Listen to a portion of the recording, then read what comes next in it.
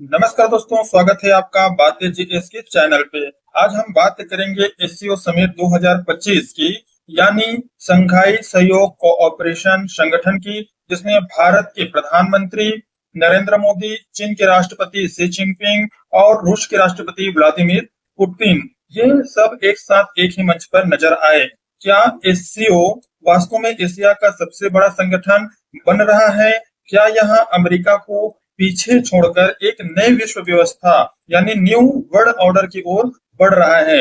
और आखिर क्यों अमेरिका इस संगठन से परेशान है? तो चलिए समझते हैं आज की इस वीडियो में इतिहास से लेके वर्तमान तक और भविष्य की क्या क्या संभावनाएं हो सकती हैं, इसके बारे में अध्ययन करते हैं।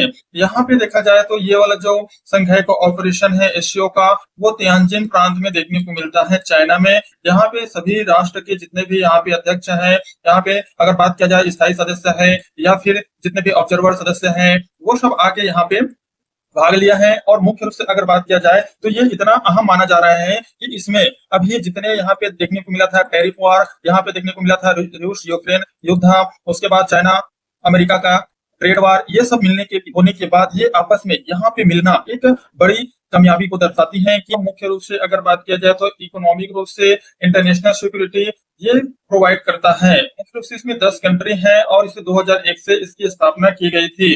बात किया जाए मुख्य रूप से कौन कौन से देश इसमें शामिल है, China, Kazakhstan, Kyrgyzstan, Russia, Tajikistan, Uzbekistan, India, Pakistan, Iran और बेलारूस। जिस हिसाब से अभी चर्चा का विषय बना हुआ था, चाहे वो मोदी का एक मंत्र हो जिसमें एससीओ को सिक्योरिटी, कनेक्टिविटी और अपॉर्चुनिटी के रूप में देखने को मिला है, उसे भी नरेंद्र मोदी के साथ मिलना एक और इस तरह से बात करना, उनके गाड़ी में बैठ के जाना, इस तरह से एक बड़ी अपॉर्चुनिटी इनको मिली थी। ये यहाँ पे भी एक ट्विटर में ट्वीट करके भी बताया है कि जिस हिसाब से एससीओ समिट के वेन्यू में जा रहे प्रेसिडेंट पुतिन के साथ, वो खुद प्रधानमंत्री नरेंद्र मोदी उनके गाड़ी में बैठ के गए, तो इसमें भी बायलैटरल टॉक भी देखने को मिला था। इसी तरह से यहाँ पे एक रिमार्केबल मीटिंग देखने को मिली थी जिसमें एससीओ में बात किया गया था कि नरेंद्र मोदी ने आतंकवाद के खिलाफ मुख्य रूप से बात किया है कि यहाँ साफ कहा कि आतंक साथ नहीं चल सकता है। मोदी ने कहा कि हम पिछले 4 सालों से आतंकवाद झेल रहे हैं और रिसेंटली में अभी जो पहलगाम अटैक हुआ था, आतंकी हमला हुआ था, वो एक इसका बुरा रूप देखने को मिल चुका है। तो अब आने वाले समय में हम आतंकवाद के खिलाफ रहेंगे और पूरे देशों ने भी इस पर सहमति व्यक्त की। यहाँ तक कि चीन के राष्ट्रपति शी जिनपिंग ने भी कहा कि हम आतंकवाद, अलगाववाद के खिलाफ हैं। एससीओ को सिक्योरिटी, कनेक्टिविटी और अपॉर्चुनिटी के रूप में देखा गया। यहाँ पे बात किया जाए तो इसे रिफॉर्म, परफॉर्म, ट्रांसफॉर्म इस तरह से देखा जा रहा है ताकि भारत की इकोनॉमी को एक बूस्ट मिल सके। अब बात करते हैं कि एससीओ का इतिहास क्या रहा है और ये किस तरह से अपना वर्चस्व रखता है। एससीओ जिसे हम शंघाई कोऑपरेशन ऑर्गेनाइजेशन कहते हैं, उनकी शुरुआत 1996 में हुई थी, जिन्हें पहले शंघाई 5 के नाम से जाना जाता था। इसमें मुख्य रूप से 5 सदस्य थे, चीन, रूस, कजाकिस्तान, किर्गिस्तान और तजाकिस्तान। और इनका मेन उद्देश्य था कि सीमा विवाद सुलझाना और क्षेत्रीय स्थिरता बनाए रखना। जब 2001 में उज्बेकिस्तान इसमें जुड़ा, तब से इसका नाम एससीओ पड़ा, यानी शंघाई कोऑपरेशन ऑर्गेनाइजेशन पढ़ा, शंघाई सहयोग संगठन के नाम से जाना जाता है। अब इसका मेन उद्देश्य क्या है? मेन उद्देश्य है सिक्योरिटी कोऑपरेशन, यानी क्षेत्रीय सुरक्षा बनाए रखना। दूसरा बात किया जाए तो आतंकवाद और कट्टरपन से लड़ाई लड़ते रहना।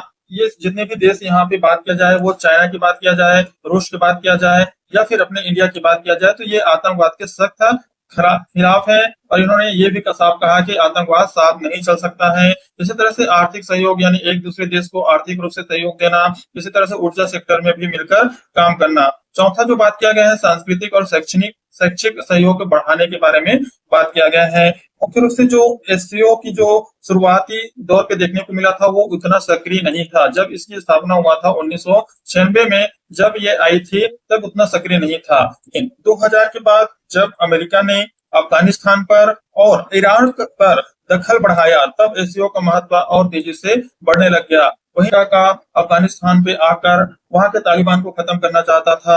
इसी तरह से इराक पे आके वहां के जो लीडर है उस पर हमला करना चाहता था इराक। और दूसरी ओर देखा जाए तो रूस और चीन ने इसे एक ऐसा मंच बनाने की कोशिश किया जिससे अमेरिका की जो यूनिपोलर वर्ल्ड है उस नीति को जवाब दिया जा सके। तो ये मुख्य रूप से इसका यही उद्देश्य रहा कि एक और चाइना और रूस व्यापार करना चाहता है, वहीं दूसरी ओर अमेरिका का दबाव बढ़ाना चाहता है। वहीं अगर बात किया जाए एससीओ का विस्तार, तो भारत इसमें 2017 में शामिल हुआ, साथ में पाकिस्तान भी शामिल हुआ था।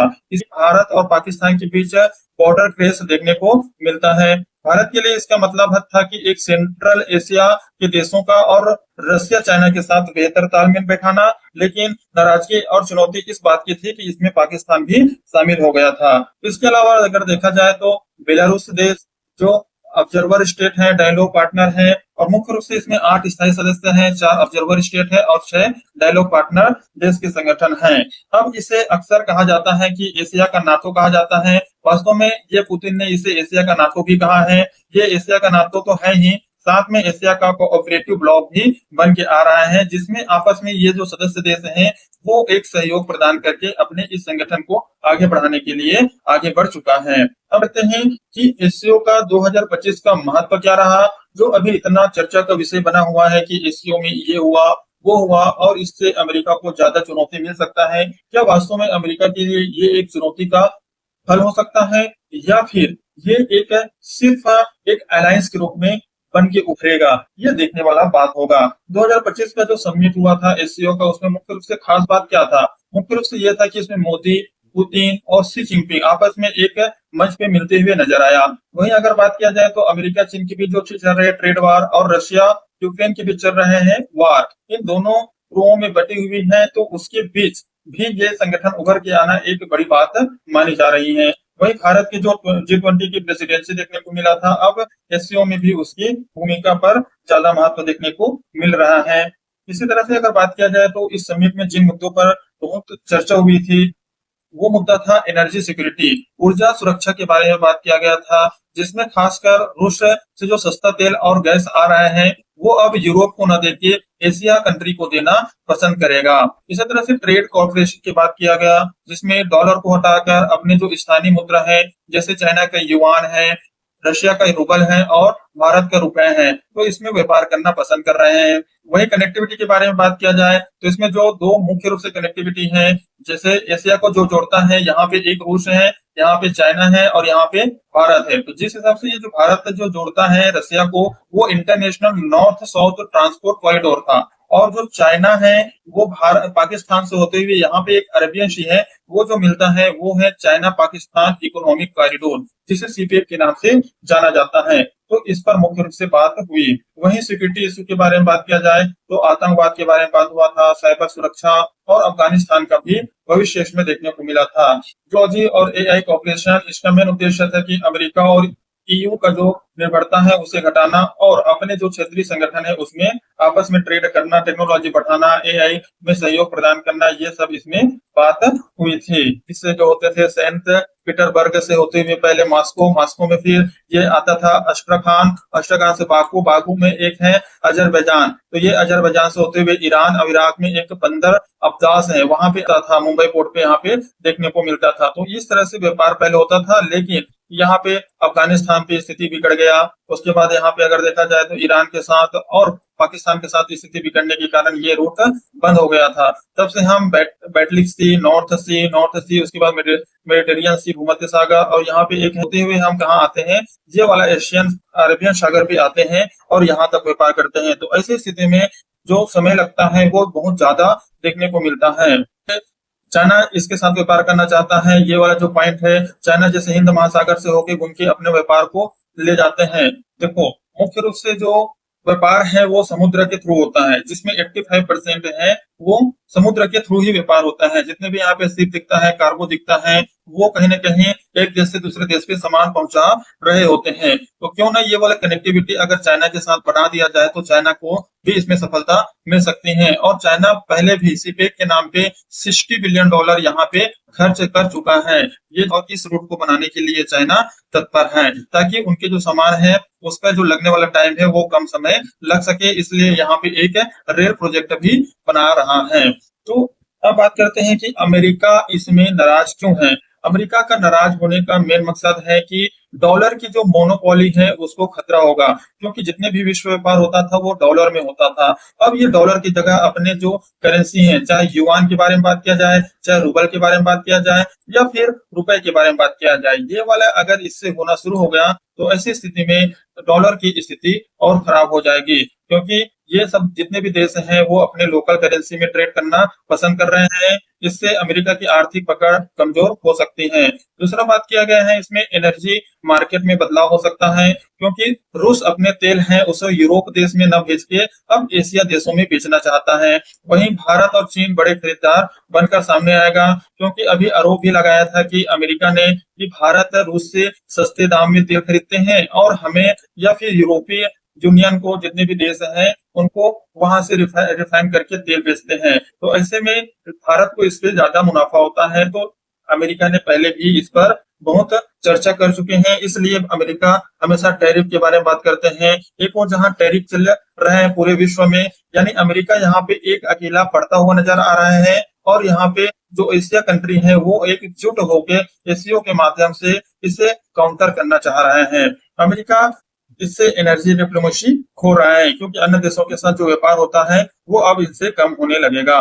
तीसरा बात किया जाए तो मिलिट्री बैलेंस के बारे में बात किया जाए, रूस और चीन की जो स्ट्रेटेजिक पार्टनरशिप है वो मजबूत होती जाएगी, क्योंकि रूस और चाइना का व्यापार अब ज्यादा मात्रा में देखने को मिलेगा। वहीं भारत में धीरे धीरे एशिया केंद्रित कूटनीति में एक्टिव भी हो रहा है, क्योंकि हम यूरोपियन यूनियन के साथ व्यापार करते थे, ब्रिटेन के साथ व्यापार करते थे, अमेरिका के साथ व्यापार करते थे।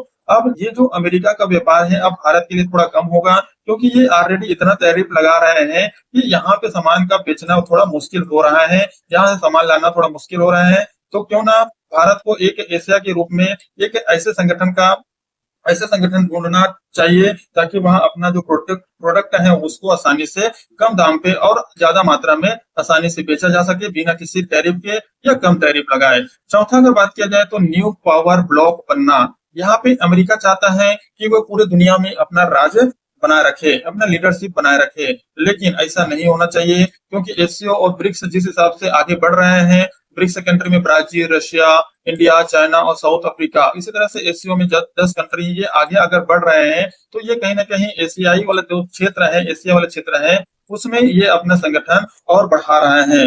ये मिलकर मल्टीपोलर वर्ल्ड की तरफ बढ़ रहे हैं।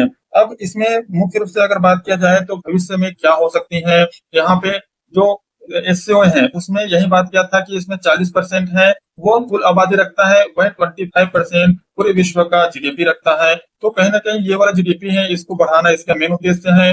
भारत के लिए यह संगठन दो धारी तलवार के रूप में है, क्योंकि पहला चीज है कि सेंट्रल एशिया में मजबूत रिश्ते बनाना चाह रहे हैं, रूस के साथ मजबूत रिश्ते बनाना चाह रहे हैं, लेकिन दूसरी ओर चाइना और पाकिस्तान के साथ हमेशा बॉर्डर क्रेज देखने को मिलता है। कभी चाइना बोलता है कि अरुणाचल प्रदेश का कुछ हिस्सा मेरा है, इसी तरह से सेंट्रल बॉर्डर भी देखने को मिलता है जो कि भूटान और यहाँ पे तिब्बत में देखने को मिलता है, और यहाँ पे अगर बात किया जाए तो उत्तराखंड में भी देखने को मिलता है। यहाँ पे जो पीओके है पाकिस्तान वो लेना चाहता है, तो इस पर बॉर्डर क्रेज ज्यादा मात्रा में देखने को मिलता है, इसलिए इनके बीच जो संगठन है वे थोड़ा गर्मा गर्मी बना रहता है। भविष्य में एससीओ का मकसद होगा कि एशिया को ग्लोबल पॉलिटिक्स में लीडर बनाना, वहीं डॉलर फ्री व्यापार करना, यहाँ पे डॉलर को कम महत्व देना और टेक्नोलॉजी और सिक्योरिटी में स्वतंत्रता बनाए रखना।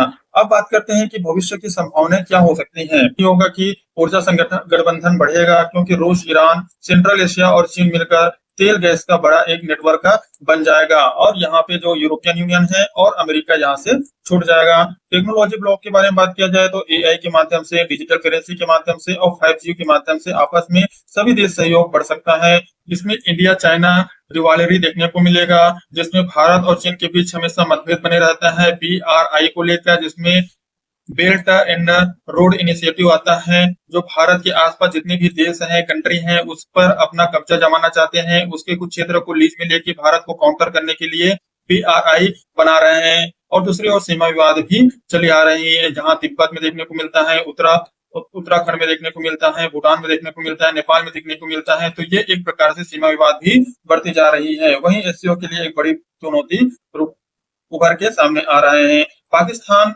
फैक्टर के रूप में अगर देखा जाए तो पाकिस्तान इस मंच को चीन को साथ मिलकर अच्छा बनाना चाह रहे हैं, वहीं भारत के खिलाफ इसका इस्तेमाल करना चाह रहे हैं। मेन मुद्दा बात किया जाए तो इससे ग्लोबल पावर बैलेंस और अच्छा बढ़ सकता है। आने वाले समय में जो पश्चिमी देशों हैं, जो नाटो का संगठन है, वे अब यहाँ पे एशिया के लिए एक मुख्य रूप से संगठन बन के आएगा एससीओ, जिसमें इसे नाटो को टक्कर देने के लिए एक बहुत बड़ा पावर ब्लॉक बन सकता है।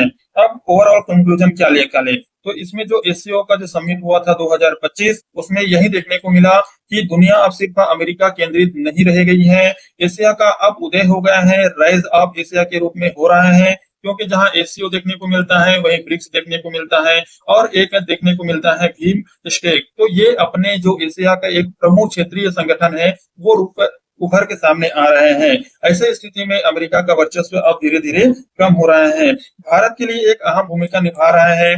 मोदी हो, पुतिन हो या फिर शी जिनपिंग हो, सब एक साथ एक ही मंच पे नजर आ रहे हैं। अमेरिका के लिए एक जियो पॉलिटिकल सिग्नल है जो आने वाले समय में मल्टी पावर वर्ल्ड ऑर्डर का होगा। अब देखना होगा कि जो एससीओ है वो वास्तव में अमेरिका को चुनौती देकर दुनिया का एक नया शक्ति के रूप में उभरता है या फिर यह सिर्फ एक सिंबॉलिक अलायंस ही रह जाएगा। तो ये देखने योग्य बात होगा। तो अगर वीडियो अच्छा लगे तो हमारे यूट्यूब चैनल को सब्सक्राइब कीजिए, लाइक कीजिए। मिलते हैं नेक्स्ट वीडियो में, तब तक के लिए जय हिंद।